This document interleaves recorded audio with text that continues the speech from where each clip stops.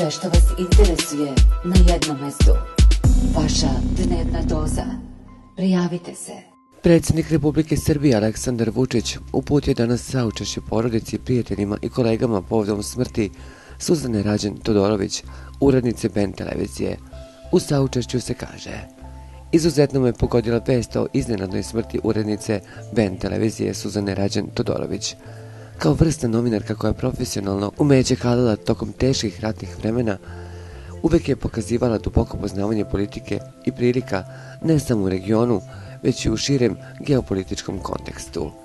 Britak oštro reportersko pero i lična hrabrost donijeli su joj brojne profesionalne nagrade, a nada se poštovanje kolega i ogromno poverenje gledalaca. Bila je autorka kultnih emisija i intervjua u kojima nije bilo ni malo lako učestvovati, ali bila čast odgovarati na sva teška pitanja i čuti njeno mišljenje.